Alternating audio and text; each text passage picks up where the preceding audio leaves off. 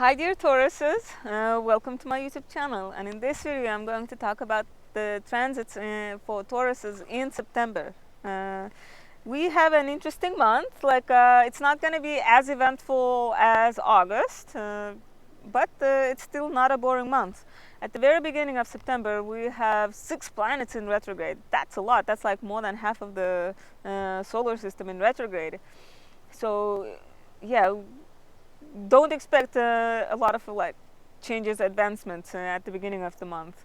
Uh, it's going to feel like we're walking through glue. But thankfully, on September 3rd, Venus is going to turn direct, and then later Mercury is going to turn direct. Those planets are inner planets. They are like personal planets. So when they are retrograde, we can feel it in our daily lives. Miscommunications, like bad stuff in love. Those are really personal things, and it affects us. So when they do turn direct, it's going to feel like a huge relief. Yeah, and September is that month when we're gonna feel that relief, so it's exciting. And so, as I said, oh no, I'm gonna start with the overview. Pluto, the planet of transformations, has been in Capricorn for the past 15 years, and for you Tauruses, that is your 9th house. So Pluto in Capricorn has been transforming your belief system. Your beliefs have been probably transformed in the past 15 years completely. I mean, it's natural, change is part of life, right? But in your case, it was probably like a bit more grand, yeah, for the lack of a better word. I was gonna say radical, but no, grand is a better word. And perhaps you started like looking at life in a new way. Yeah, and so on like the world level though, Pluto has been transforming institutions, power structures, government, banks, what else? Yeah, corporations. Yeah, Tauruses, you guys are good at investing and stuff. So Pluto is on like the late degrees of Capricorn. So I would expect some bank problems still, especially in the early next year when Pluto reaches the last degree of Capricorn. I would expect bank problems again. So keep that in mind. And then next, Neptune. Neptune has been spewing out fake news from Pisces. Yeah, it's been like endless propaganda, lack of objectivity for the past 10 years now. It's crazy. Neptune rules collective subconscious, and so Pisces, it can be the sign of like mental problems, okay, like delusions, because it's the very last sign, and so all the collective problems are in Pisces, and so Neptune in Pisces has been like causing all this mental illness on like collective level. Yeah. But thankfully it's gonna leave Pisces in a couple of years, okay? And so for you Tauruses, that has been in your 11th house. Yeah, so do you feel like your friendships have been confusing? Do you think your friends have been like nebulous or like lying in a way? I mean, I'm not saying it happened to all people. In some cases, in good cases, it can be the time when you had friendships that are out of this world, like a very divine friendships. Yeah. Next, Uranus in Taurus. Uranus has been in your sign since early 2019. It must have been exhausting, constant surprises, constant unexpected things, but a couple more years of this, and then it's going to leave your sign and enter Gemini. So while you can, try to explore new things. I mean, try new things, innovations, new approaches to things. Try things you never thought you would, because Uranus can be exciting if you work with it. Yeah, it might be difficult for Tauruses because you don't like surprises. You like stability, and Uranus is everything but stability. Yeah, so But thankfully you have Jupiter in your sign until next May. Yeah, so it expands your personality. Yeah, it expands your self-worth, because Taurus is a sign of self-worth. Um, yeah, like what else? Uranus has also been probably like um, making innovations to your appearance, especially Taurus ascendant. Yeah, right now mm, Uranus is in like the 23rd degree. Yeah, so those of you who have your ascendant around those degrees, you are going to feel it. Maybe you radically change your style, your haircut, your hair color. Yeah, Uranus can do that. So, and what else? Those of you who have Taurus ascendant, I would say like watch your weight, because Jupiter can like expand the waist size. Yeah, but I mean for some. Okay, so just be careful. And also, I'm gonna make a mini ad of my own readings. So if you would like an astrology reading, please email me, or you can leave a comment. And I do astrology readings like birth chart analysis, compatibility like synastry, progressions, transits, and astrocartography. Yeah, so please, if you are interested, please message me. And the way I charge is like pay whatever you can. Yeah, like I don't have like a set price. Some people have been like really generous, so I appreciate that. But those of you who are struggling, don't hesitate. Yeah, because I feel like when we are broke, that's when we need astrology the most. Like, and trust me, I have been broke. Like, I know what it feels like. So, um, yeah, just shoot me a message. Next, I'm gonna talk about the inner planets.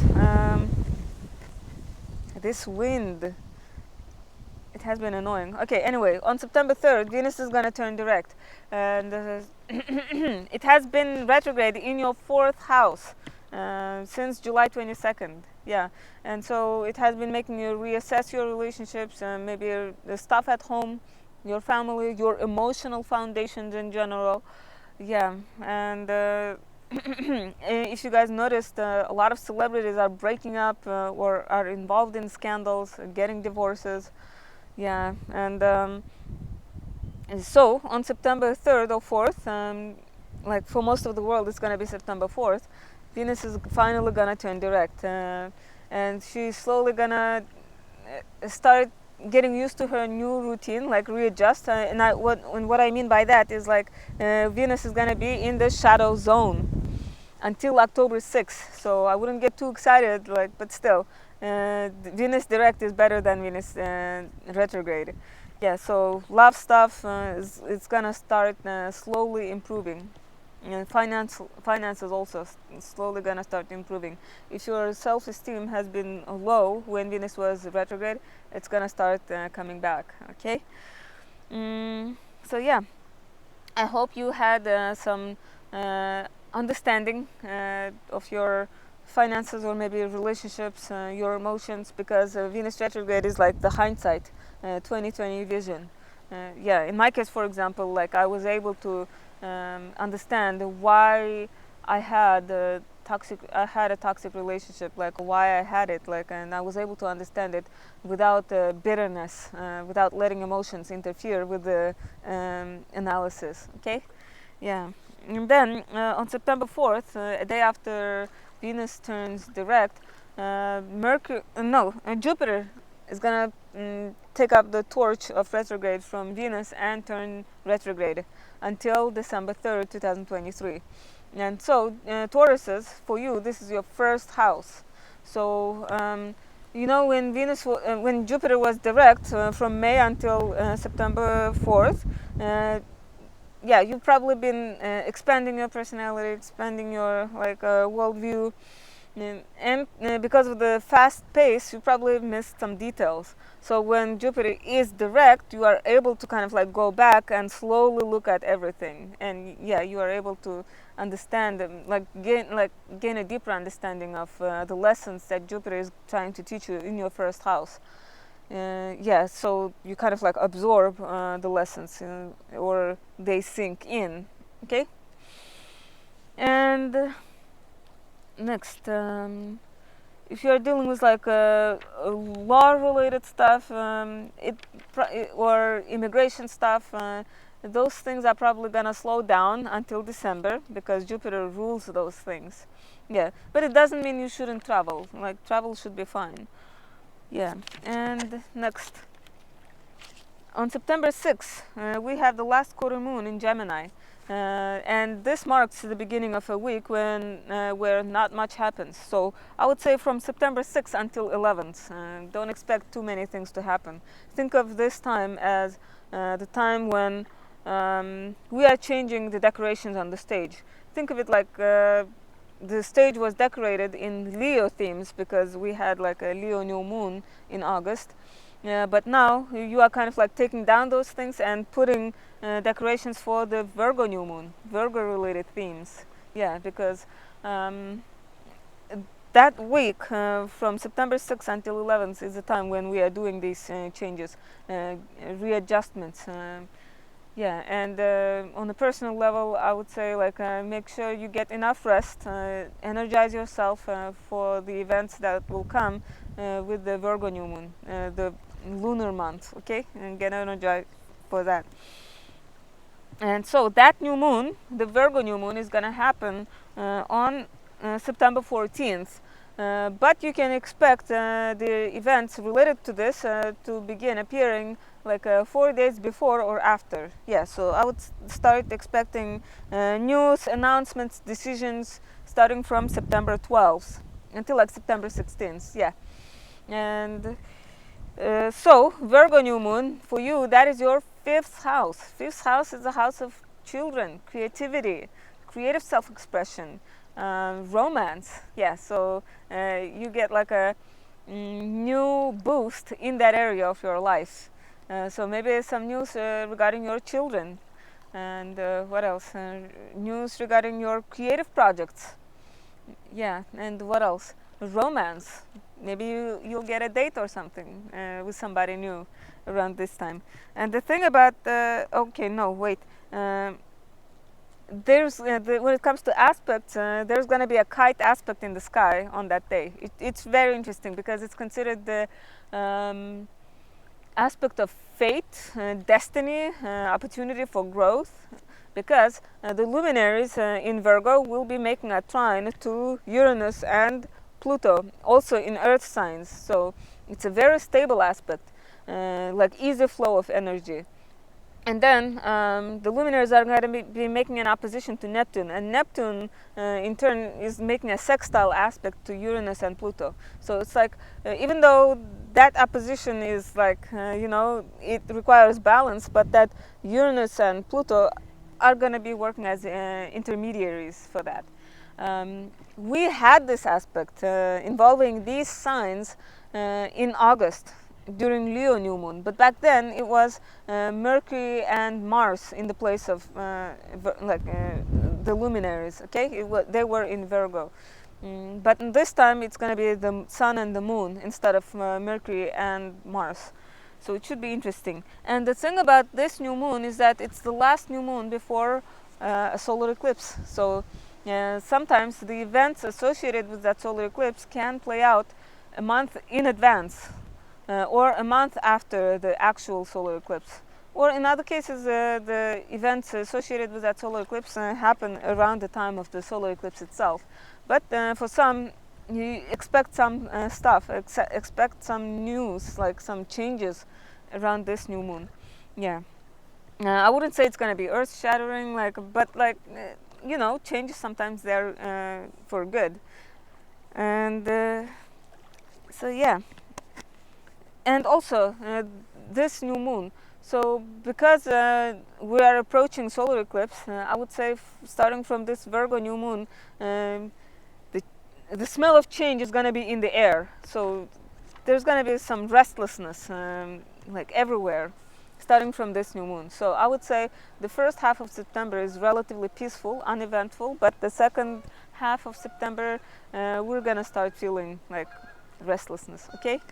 And next, after this, on September 15th, Mercury is going to turn direct finally in your first house. All the misunderstandings, miscommunication, in terms of like creative projects, romance, all of that is gonna come to an end. Yeah, I mean, it's gonna be over. All the misunderstanding is gonna be over, and but like I wouldn't get too excited right away, because Mercury is at its most confusing when it just turns retrograde or when it's about to turn direct.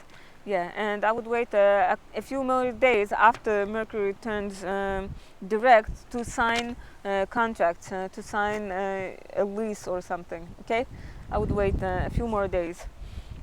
And the thing is, because of that shadow period, even like a week, I would wait a week if I could. So on September 22nd, we have fall equinox. The day and the night are going to be equal, because the sun enters Libra. For you, that is your sixth house. Yeah, and sixth house. So your work, your routine, your pets, your health are gonna be lit up. I mean, not yeah. The sun is gonna illuminate that area of your life. And then on September 29th, we have a full moon in Aries.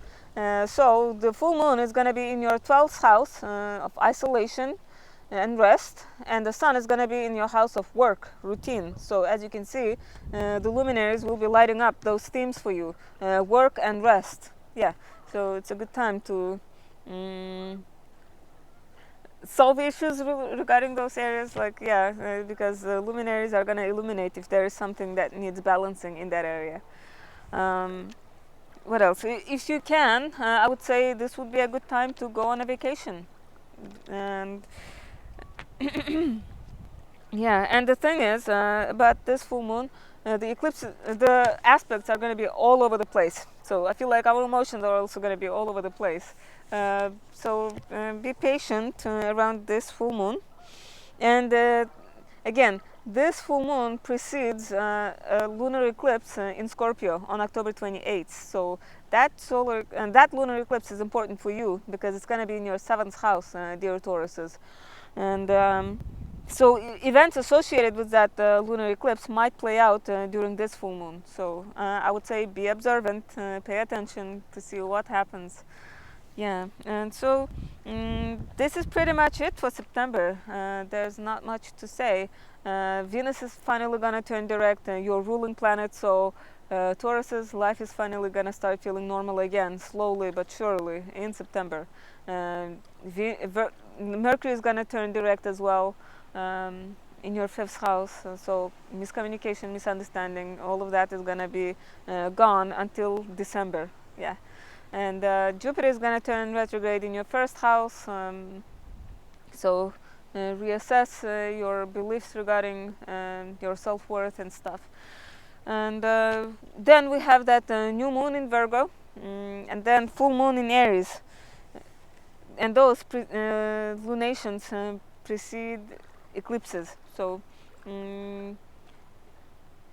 yeah, enjoy the first half of September, and then the second half of September start getting ready for changes that will be brought with eclipses. And so this is it for September. I hope you guys enjoyed this video, and if you did, please subscribe. And I want to thank all my followers. I have so many followers from different countries, from all corners of the world, and I was pleasantly surprised. I thought I would have mostly from the United States, but so thank you. Okay, and I hope to see you guys in my next video. Bye.